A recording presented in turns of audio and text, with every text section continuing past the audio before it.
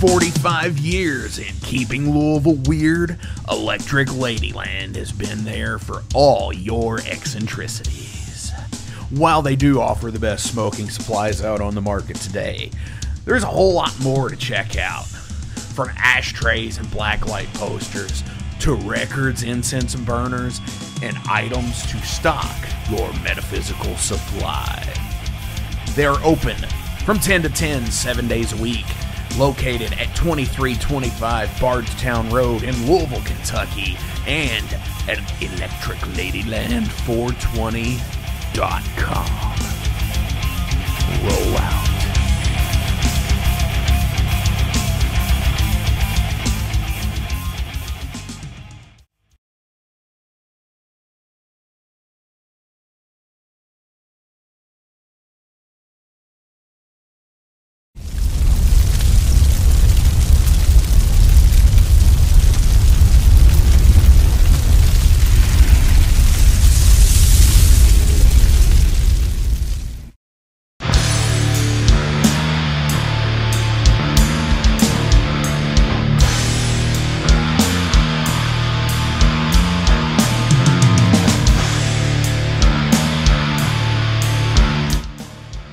Hey everybody, this is Aaron Ossont from the Flamekeeper with a little segment we're going to be calling Ossont Battery. I'm just interviewing some really cool guys in the metal scene that I don't think get enough attention, and they really deserve it. So my guest today is going to be Dan Jackson from Victim and Victor and Casting Shadows, a couple really great bands local to Connecticut. So Dan, it's good to have you on. How you been? Been good, man. Thanks for having me. Appreciate it. Awesome. So I know, like I said, you guys don't, I really feel that, you really deserve a lot of credit because you guys are out there working hard, making some really great music, playing with some really cool bands. And it's just good to have you on. And, you're always really a positive guy. And, like you get people involved in the scene and, you're out there talking to people. So that's why one of the reasons I wanted to have you on is that you just I feel like you're a really good guy for the metal scene and stuff. So welcome to the show. Thanks, bro. I don't know. I guess, I try to spread that positivity and, I definitely draw a lot of that positivity from the other people around me. I think there's a lot of good, positive dudes in the metal scene out here. And, you're right. They don't get enough attention and enough, talk about, to be honest with you. So that's for sure. So first I'm just going to start off with, I want to know what was like one of the first bands that got you into heavy music, or one of the first maybe videos you saw or an album you heard, something like that. It's funny because I know everybody has their different version of what heavy music is. I think for me, I'm gonna have to give credit to Pantera. That was I remember being a kid and I went to the X Games and I got one of those sampler CDs, and I was really big into skateboarding, and I had been listening to things like Offspring and some like more punk style stuff back then, but Pantera, I heard that song "I'm Broken," and that changed it for me, man. I was like, this is some heavy shit, and I want a piece of that. So yeah, they're one of the first bands for me too that I heard that how could they not just blow you away, especially when you're a teenager. Of course. And don't get me wrong, I grew up listening to other, like Metallica was constantly being played around my house when I was a kid and stuff, but I don't know, that Pantera just had some riffs about them that just like sucked me in. It was cool. Now, when did you decide like that you really wanted to get into playing music as well? Was it when you heard it, or would it later on did that come up, or? I was really invested into music. Like I loved the bands that I was listening to, and I just wanted to go see concert after concert. And, I get poked fun at a little bit for being a new metal guy, but, I went and saw Korn live when I was 13, and that just seeing the crowd go ape shit when they came out on stage just blew my fucking mind.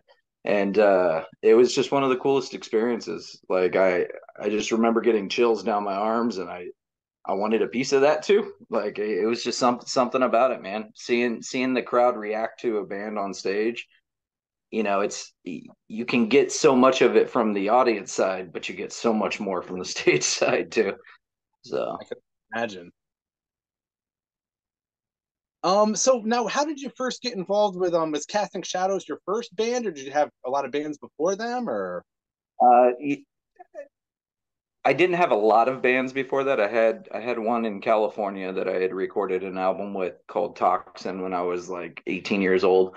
Great guys, Marco Stickman and a couple other friends of mine, John and Mike Purvis. It was a great band, and it was definitely thrash metal, and we enjoyed what we were doing, but it was short lived.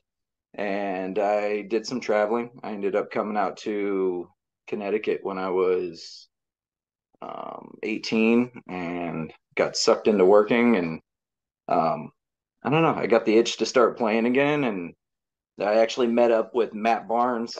I met him when I was 19, and him and I were in a band called Orion together. So, and that was our first band together. He had already formed that band, and I just came in to fill in on bass. And then that band disbanded, and it was years before him and I relinked. But him and I reconnected, trying to put a band together back in 2014, and that one also fell apart. And Chris and I, our former guitarist, went and tried to put the pieces together to get a band going again, and um, that's when we asked him to come to one of the practices just to check out the music we were playing, and it was all just a ploy to get him sucked into it again because I knew he would. I knew he'd love the music as soon as he got there, so and he did, and yeah, it's been like 7.5 years since. Oh wow, man, that's awesome. Yeah. You guys, like I said, you're definitely a very hardworking band. What are some of the bands you've played with? I mean, I know you've played with a lot of local bands, but some of the larger bands I know you've opened up for. I know you just Uh, played with, right, over the weekend. I'm sorry, what was that? You just played with Red over the weekend, right? Yep. We played with Red and a band called Saul from Mhm. Iowa. Those guys are great. Definitely recommend checking them out. But it's funny. Some of the bigger bands we have like quite a eclectic list of bands that we've played with. From we played with bands like Orgy. We played with Fate's Warning. We've played with um Ministry, Death Grips. We've played with Papa Roach, Asking Alexandria, Bad Wolves. We definitely have quite a list of awesome big bands. Hatebreed, we got to play with Hatebreed. That Oh, was wow. a good time. So You definitely kind of hit all the spots when all the different types of metal you play with, you know. there's some like new metal. There's some weird stuff in there. It's cool. I like it. So, some industrial. You've also done some other projects. I know you played bass for a little while with More in the Light. What are some of the other stuff you've also done?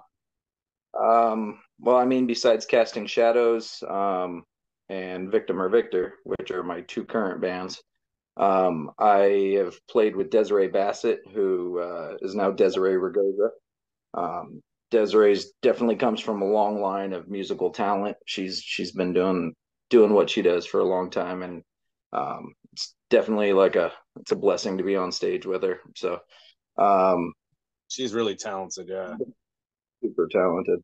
I have just done some fill-in projects with other bands, mostly just learning their music in case they need me and stuff like that. Um, but yeah, no, I mean, I've really just been focused on the Casting Shadows and Victim or Victor. Awesome.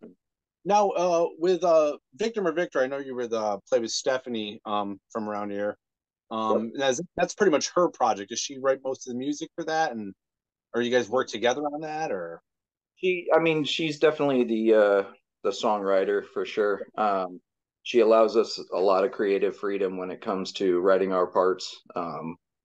It's cool to see where she's come from because she started as a uh, acoustic indie rock player, and I caught one of her sets at Strange Brew Pub in Norwich, Connecticut, Yep. and I was just blown away. She came out to see us play with Hatebreed in Providence, and So I was returning the favor. I was like, well, you know what? I live in the Norwich area. Let me go check out your band.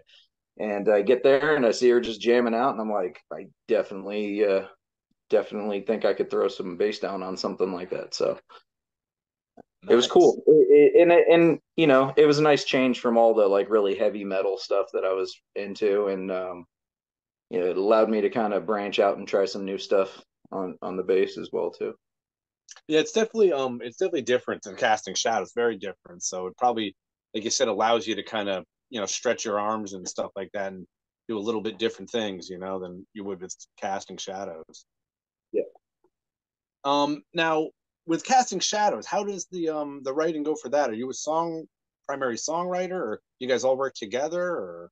We definitely all work together. You know, I think as things evolve with the band, we find ourselves um, doing more for the band. So like, you know, there was a time where I was just focused on the bass, and we had two vocalists that came in with their own vocals. There was Matt and Joe Keith, who is no longer in the band with us anymore. But when Joe left and I started doing backing vocals, I started working on lyrics with Matt a little more than I had on the first album, and yeah, we got a lot of really cool stuff coming up too. So, Yeah, I'm but really looking forward to that. yeah, I me too, mean, man. I love songs like especially a Winter Sun on there is one of my favorites from the first one. But and Yeah, then you hear the next two singles that you put out a couple years ago, and it's leaps and bounds. I think of yeah, the first one. I mean, the first one's great, and I love it. But the second one is just, you can tell like you guys have improved and so much tighter. So it's really good to. I love it when you hear a band and you start listening to them, and then to hear them improve and grow. That's such a great thing. yeah. You know that those leaps and bounds are exactly what people talk about when they say don't skimp on your art. You know, like it's that's the difference between you know, somebody helping you out and doing you a favor, which is essentially what our first album was. You know, our drummer at the time knew a guy who had a studio, and he was like, I'm going to record you guys. It's going to be great. We loved the album. And we actually had it mixed and mastered by Toby Mountain, who did Korn's Life is Peachy. He did a bunch of stuff. He did some Boston stuff. He did, you know, a lot of bigger bands. But going to Nikki Belmore over at Dexter's Lab, who's worked with bands like Hatebreed and bands that we love, and knows how to get that metal sound out of us. It yeah, I mean, same here, honestly, same here. When we first heard the mix, I was like, I couldn't believe it. I couldn't believe like that's what our music was supposed to sound like from the start, you know. So I love those two songs. I was listening to a lot. I listen to them all the time, but especially coming up to this interview, of just listening to them. And the leads and stuff are just so, so great and stuff like that. And it's yeah, really like I said, leaps and bounds. And it's great to hear the improvement. You can tell you guys have worked hard on it. So, and yeah, I'm really thank you. looking forward to new stuff. Now, you said you got new stuff coming up. Is that coming up soon, or do you have any idea when a new album will be out, or? So we've taken a lot of time, more than I'd like, more than any of us would like, I'm sure. But you know, with COVID and stuff like that, we went through member changes and some back and forths and some decision making and this, that, and the other. And we finally started sitting down and just nailing away at these songs. And we literally have a board with like close to, I think, like 18 songs written on it. And we had to decide which of those 18 songs we were going to put on the album. So we've narrowed it down to 9. And yeah, it's you know, I can't really go in too much because we don't have song titles for them or anything like that. But I think you'll like them when they come out, and they sound different than those two latest singles you're familiar with too. So I definitely I'm looking forward to getting it out there. So, Now, you'd mentioned member changes, and that was actually one of my next questions. I know you'd had Chris was your former guitar player, and he left and you were a 4-piece for a while, but just recently you guys added Scott Harrington from Salt of the Earth Records. Yeah, yeah, How's very that going? recent. Scott's a great guy. I've actually I haven't seen him play. I think I saw him play way back in the day, like 20 something years ago. But Yeah, so how's yeah. that going for Scott was he was this pice of gold that we just didn't see coming, man. It was we had started talking about Casting Shadows releasing an album with Salt of the Earth, and that was already exciting enough. And getting to know Scott as a person, he's just one of the most humble, positive, uplifting dudes. So is his wife Christy. They're just really good quality people. Definitely.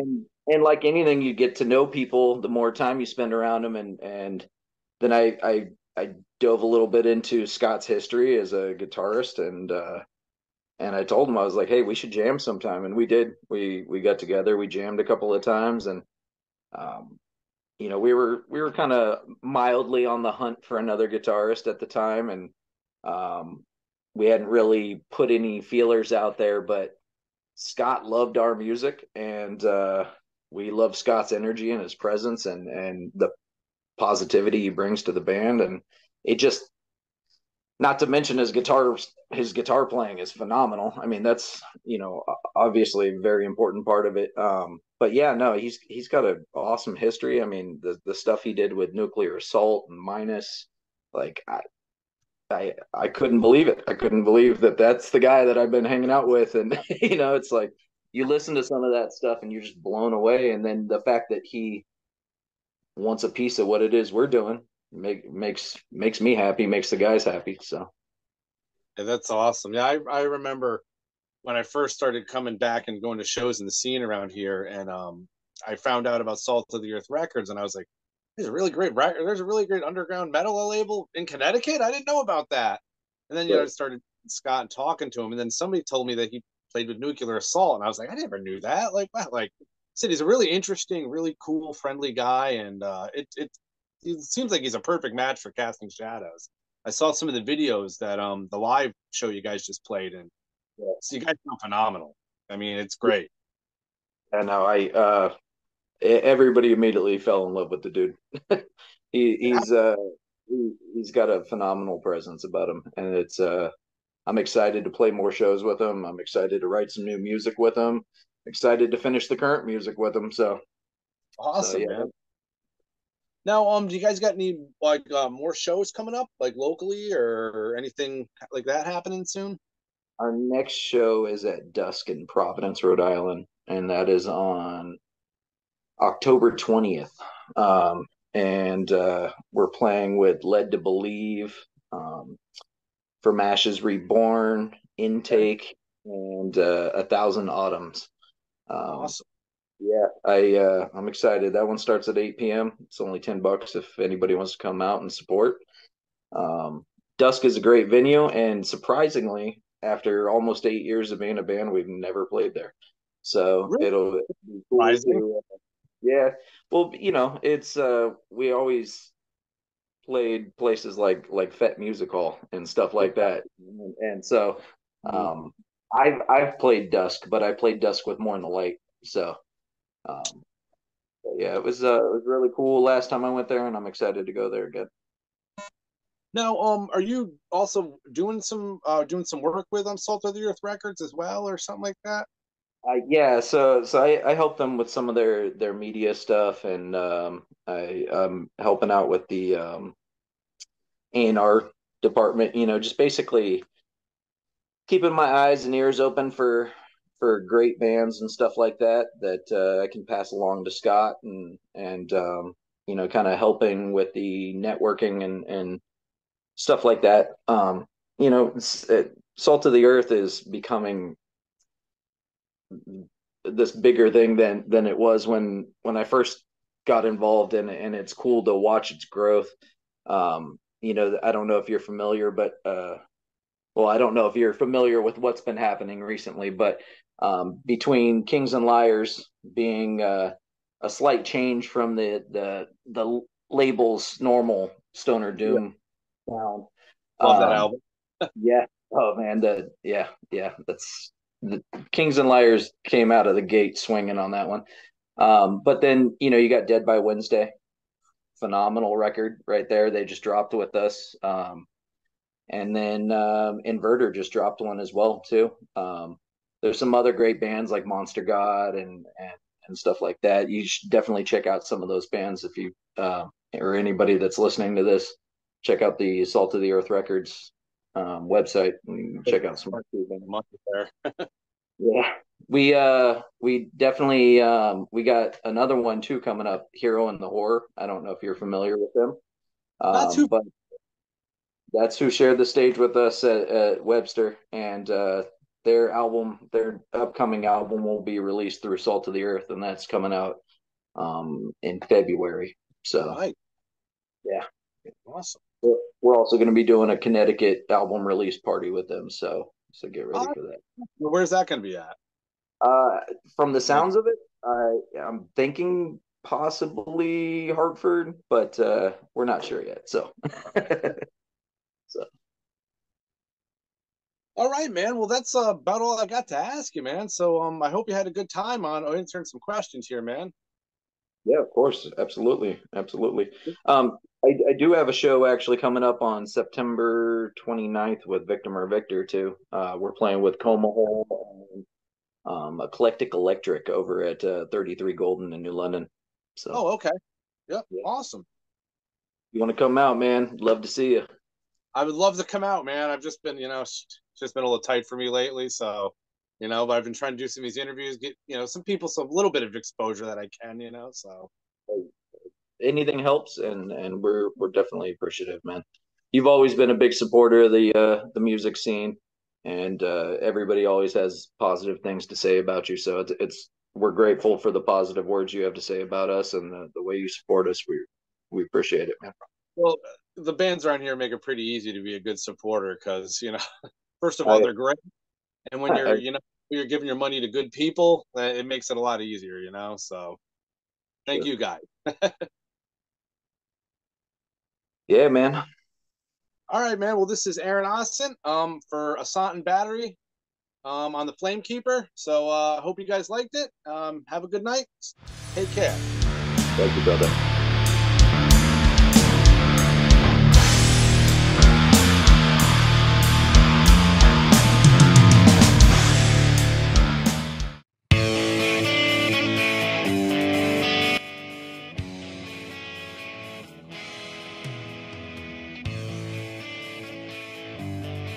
Maxwell's House of Music in Jeffersonville, Indiana is the premier 12,500 square foot music superstore that has served both the southern Indiana and Louisville, Kentucky metro area for over 4 decades.